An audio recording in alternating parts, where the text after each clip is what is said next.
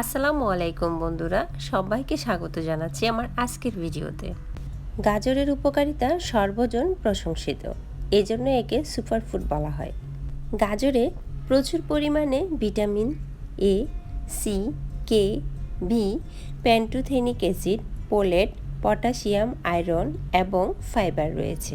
ওজন কমানোর জন্য এটি একটি আদর্শ খাবার। গাজরের অনেক রকমের গুণাগুণ রয়েছে, যেমন গাজর ক্যান্সারের ঝুঁকি কমাতে সাহায্য করে, দৃষ্টিশক্তি বৃদ্ধিতে সাহায্য করে, লিভারের সমস্যার সমাধান করে।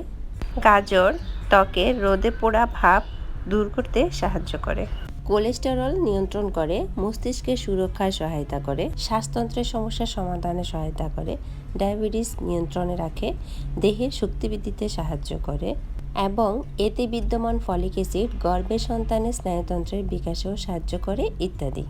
তবে গরমে বেশি গাজর খাওয়া এড়িয়ে চলুন, কারণ এতে উচ্চ রক্তচাপ এবং অনিদ্রা দেখা দিতে পারে। বেশি পরিমাণে গাজর খেলে গ্যাস, ডায়রিয়া, পেট, পাকস্থলীর পাচনজনিত ব্যাধি দেখা দিতে পারে। চেষ্টা করবেন গাজরটা কাঁচা খাওয়ার জন্য, কারণ এতে রয়েছে পরিপূর্ণ ভিটামিন এবং মিনারেলস। আর যারা কাঁচা খেতে পছন্দ করেন না, তারা গাজরের বিভিন্ন রেসিপি তৈরি করে খেতে পারেন। সাধারণত গাজর সালাদ হিসেবে ব্যবহৃত হয়ে থাকে। গাজরকে পোলাও, খিচুড়ির সাথে মিশিয়েও গাজর রান্না করা যায়। এছাড়া গাজরের আচার, হালুয়া দারুণ উপাদেয় খাবার। জানেন কি গাজর দিয়ে যে আরও হরেক রকমের রেসিপি তৈরি করা যায়? কখনো কি গাজরের মিষ্টি তৈরি করে খেয়েছেন? হ্যাঁ বন্ধুরা, চলুন তবে আজকে আমি আপনাদের তৈরি করে দেখাবো গাজরের মিষ্টি। অনেকে এটাকে লাড্ডুও বলে। চলুন তবে দেখে নেওয়া যাক। মিষ্টিটা তৈরি করার জন্য আমি এখানে 3টা গাজর নিয়েছি। এখন গাজরগুলোকে গ্রেট করে নিচ্ছি। যতটা মিহি করে গ্রেট করা যায় অতটাই মিহি করবেন।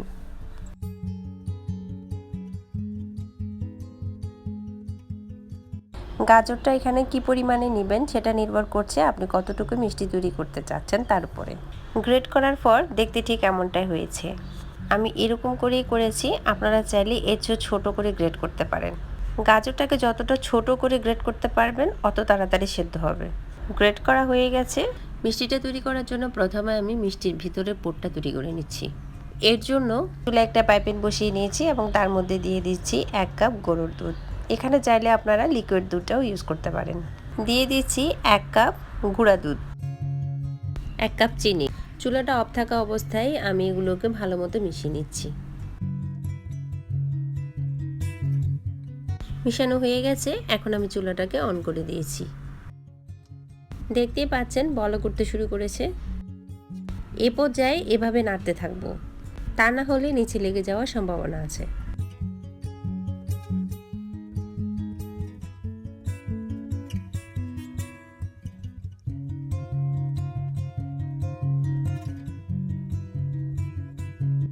যখন দেখবেন অনেকটা কমে আসছে তখন চুলাটাকে একদম লো মিডিয়ামে করে দেবেন। আর ততক্ষণ পর্যন্ত এভাবে নাড়তে থাকবেন যতক্ষণ না এটা আপনার পাইপেন থেকে উঠে আসে। দেখুন পোরটা একদম রেডি হয়ে গেছে। এখন আমি এটাকে চুলা থেকে নামিয়ে নিচ্ছি। এবার চুলা আরেকটা পাইপেন বসিয়ে তার মধ্যে গাজরগুলো দিয়ে দিচ্ছি।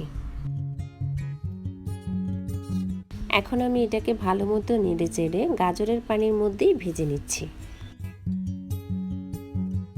আপনারা যদি চান এখানে 1 টেবিল চামচ ঘি ইউজ করতে পারেন, তবে আমি কিছুই ইউজ করিনি, শুধুমাত্র গাজরের পানি দিয়ে গাজরটাকে আমি ভেজে নিচ্ছি। এ পর্যায়ে দিয়ে দিচ্ছি স্বাদ মতো লবণ। লবণটাকে মিশিয়ে নিচ্ছি। ভাজা হয়ে গেছে, এখন আমি এর মধ্যে অ্যাড করে দিচ্ছি 1 কাপ গরুর দুধ। ভালো মতো নেড়েচেড়ে মিশিয়ে নিচ্ছি। চুলাটাকে একদমই লো মিডিয়ামে রেখে ঢাকনা দিয়ে ঢেকে দেব 10 মিনিটের জন্য। ফিরে আসলাম 10 মিনিট পর। দেখে নিশ্চয়ই বুঝতে পারতেছেন গাজরটা সিদ্ধ হয়ে গেছে। এখন অ্যাড করে দিচ্ছি 1 কাপ চিনি, আর চিনিটাকে ভালো মতো মিশিয়ে নিচ্ছি। এখন ঢাকনা দিয়ে ঢেকে দিচ্ছি 2 মিনিটের জন্য। ফিরে আসলাম 2 মিনিট পর। এ পর্যায়ে অ্যাড করে দিতে হবে গুঁড়া দুধ। আমি প্রথমে 1 টেবিল চামচ দিয়ে ভালো মতো মিশিয়ে নিচ্ছি। এরপর আবারও 1 টেবিল চামচ গুঁড়া দুধ দিয়ে দিচ্ছি। মোট 2 টেবিল চামচ গুঁড়া দুধ ইউজ করেছি আমি এখানে। আবারও গুঁড়া দুধটাকে ভালো মতো মিশিয়ে নিচ্ছি।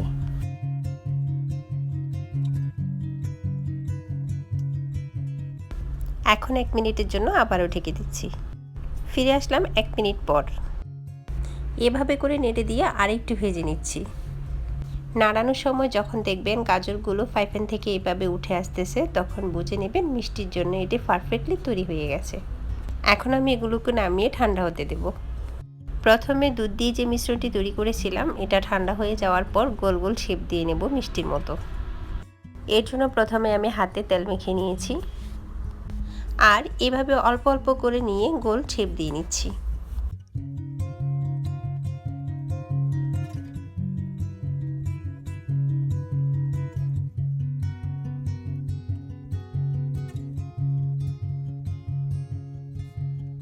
আমি দুধের মিশ্রণটি যে পরিমাণ তৈরি করেছি তার থেকে 10টার মতো মিষ্টি হয়েছে।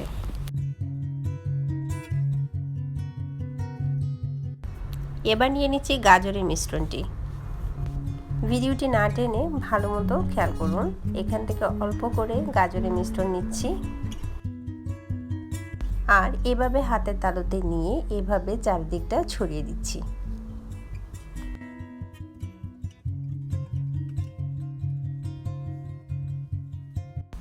এখন এর মধ্যে মিষ্টিটাকে রেখে গাজরের মিশ্রণটি চারপাশ থেকে এভাবে উঠিয়ে দিচ্ছি। গাজরের মিশ্রণটা দিয়ে যখন মিষ্টিটাকে সম্পূর্ণ ঢাকা হয়ে যাবে, তখন এটাকে আবারও গোল করে শেপ করে নিচ্ছি। আজকের রেসিপিটি কেমন লেগেছে কমেন্টসের মাধ্যমে অবশ্যই আপনাদের মূল্যবান মতামত আমাকে জানাবেন। আপনাদের মতামত আমার জন্য খুবই গুরুত্বপূর্ণ। একইভাবে মিষ্টিগুলো তৈরি করে নিয়েছি। এবার আমি এই মিষ্টিগুলোকে গুঁড়া দুধের মধ্যে কোট করে নেব। তার জন্য আমি এখানে 2 টেবিল চামচ গুঁড়া দুধ নিয়েছি আর প্রত্যেকটা মিষ্টি এই গুঁড়া দুধের মধ্যে রেখে এভাবে করে কোট করে নিচ্ছি। এই মিষ্টিটা যে একবার খাবে আমি নিশ্চিত সে অন্য কোনো মিষ্টি আর খেতে চাইবে না, কারণ এই মিষ্টিটি যেমন পুষ্টিগুণে ঠাসা তেমনি স্বাদেও অতুলনীয়। রেসিপিটি ভালো লাগলে অবশ্যই বাড়িতে ট্রাই করবেন। ইনশাআল্লাহ পরিবারের সকলেই এটি পছন্দ করবেন। তৈরি হয়ে গেল গাজরের মিষ্টি বা লাড্ডু। একটা মিষ্টিকে অন্য একটা প্লেটে নিয়ে কেটে দেখিয়ে দিচ্ছি ভিতরটা কেমন হয়েছে। ভিডিওটি ভালো লাগলে প্রতিবারের মতো লাইক এবং কমেন্টস করবেন আর ফ্রেন্ডস অ্যান্ড ফ্যামিলির সাথে শেয়ার করতে ভুলবেন না। আমার চ্যানেলটিকে যারা অলরেডি সাবস্ক্রাইব করেছেন তাদেরকে অশেষ ধন্যবাদ, আর এখনও যারা সাবস্ক্রাইব করেননি অবশ্যই সাবস্ক্রাইব করে নেবেন আর বেল বাটনে ক্লিক করে অল বাটনে ক্লিক করে দেবেন। আপনাদের মূল্যবান সময় থেকে কিছুটা সময় বের করে আমার ভিডিওটি দেখার জন্য সবাইকে ধন্যবাদ জানিয়ে আজকের মতো এখানেই বিদায় নিচ্ছি এবং সবশেষে সকলের সুস্থতা কামনা করছি। আল্লাহ হাফেজ।